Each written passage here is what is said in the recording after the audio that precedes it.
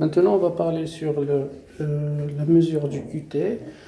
Avant de commencer, donc on va dire un mot sur les facteurs de risque de prolongation du QT.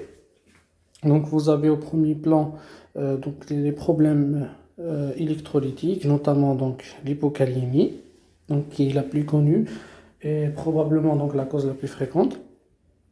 Aussi, donc vous avez l'hypomagnésémie, l'hypocalcémie. Puis vous avez toute une panoplie de traitements, donc les antiarythmiques, notamment les antiarythmiques donc, de classe 3 qui provoquent une prolongation du QT. La plus connue donc c'est l'amiodarone. Vous avez aussi donc certains antihistaminiques, certains antiémétiques, des psychotropes, des antidépresseurs, certains antibiotiques, etc.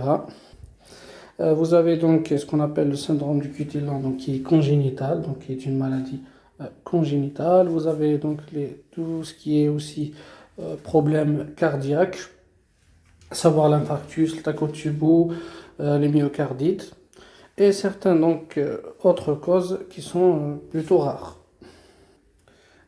Pour la mesure proprement dite, donc il faut savoir que D2 donc c'est la dérivation privilégiée pour la mesure du QT. Donc parce que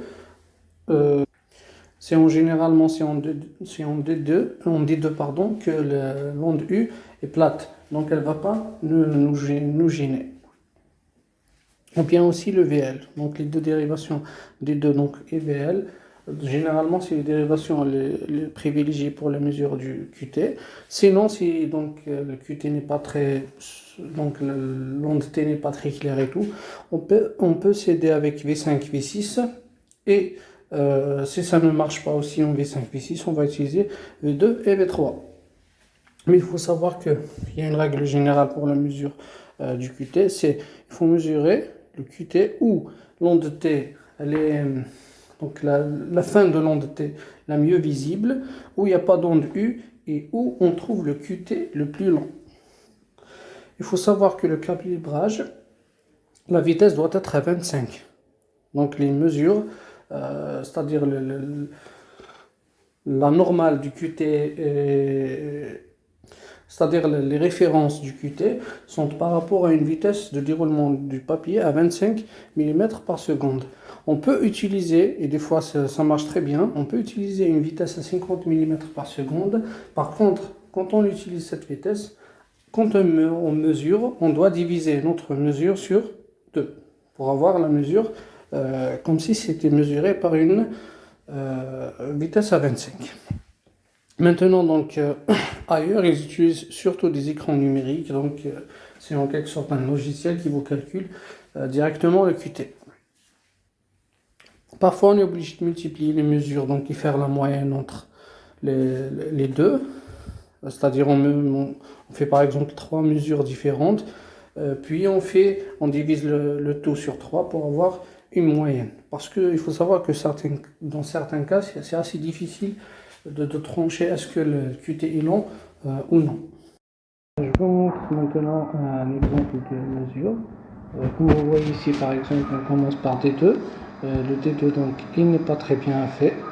Donc, ça serait un peu délicat de le mesurer en D2. Donc, on part vers V5, V6. On regarde que le V5, il est quand même intéressant à mesurer. Donc, le début, il est exactement ici. Le début de l'onde QRS. Puis, donc, la fin se situe à peu près ici. Voilà, donc notre intervalle QT il est de 8,5 mm. Donc il faut essayer de le mesurer de la manière la plus précise possible. Maintenant je vous montre certaines astuces quand le QRS il est difficile. Donc quand on a du mal à repérer par exemple le début du QRS et tout, on peut s'aider donc à essayer de tracer une ligne, comme ça par exemple. Je trace une ligne qui passe par tous les QRS. Voilà, donc bon, il y a une petite erreur ici, mais avec avec la règle. Donc quand on prend un ECG avec une règle, c'est plus facile. Donc je trace une ligne comme ça, voilà, qui passe par tout le début du QRS. Puis je trace une autre ligne qui passe par la fin de l'onde T, comme ça. Voilà. Donc, puis je mesure cet intervalle-là. Donc c'est l'intervalle QT. Donc ça c'est la première astuce. L'autre astuce, on peut donc c'est par exemple quand on ne voit pas exactement où se termine l'onde T, qu'est-ce qu'on fait? Donc je prends par exemple ici le D3. Le D3 on ne voit pas très bien où. Donc attends. Donc ça c'est le D3. Là ça apparaît pas ici. Je peux pas zoomer. Donc le D3 ici par exemple, l'onde T, on ne voit pas exactement où ça se termine. Donc qu'est-ce que je fais? Donc voilà, c'est celle-là la D3. Donc je fais ça, je zoome, puis donc je dessine une tangente.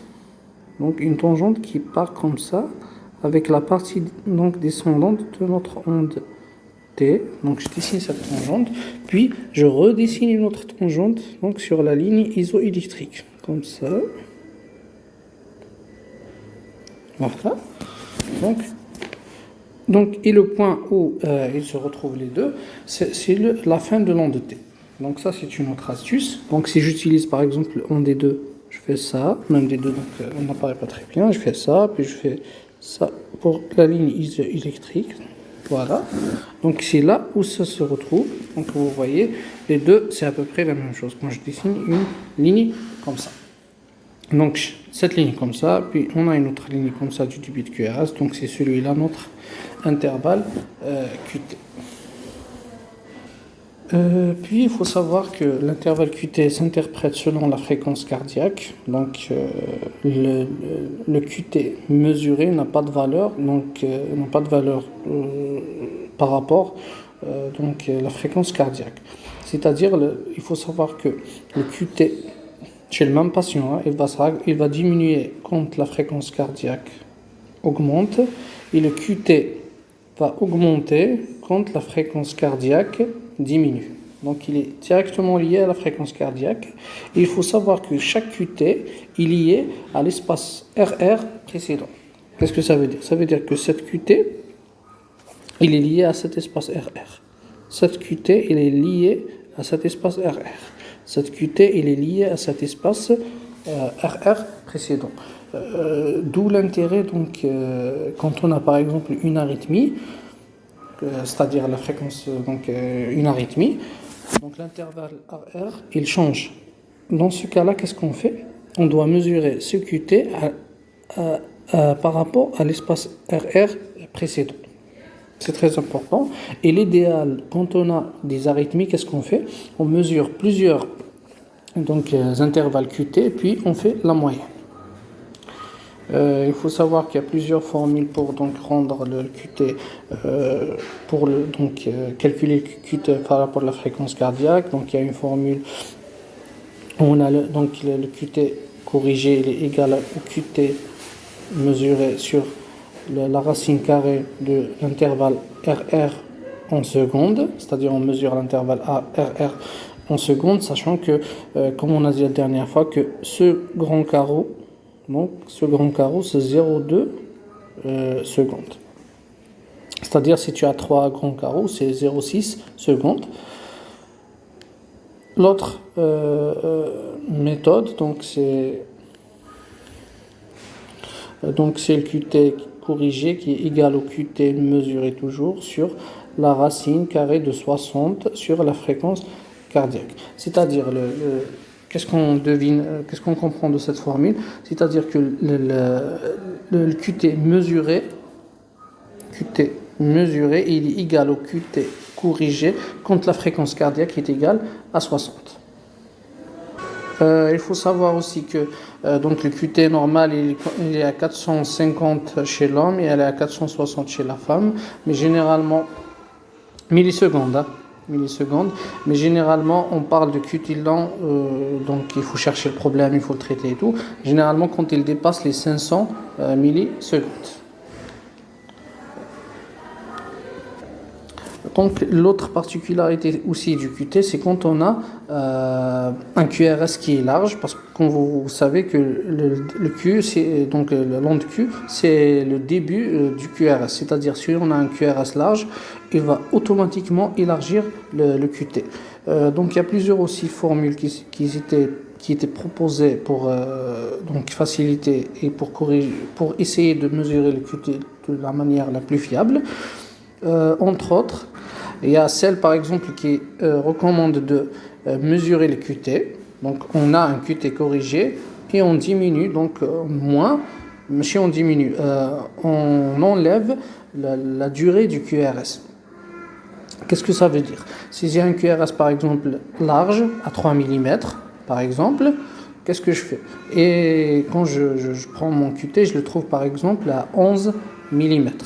Qu'est-ce que je fais? Je fais 11 moins 3, c'est-à-dire le QT complet moins le QRS, et je trouve 8.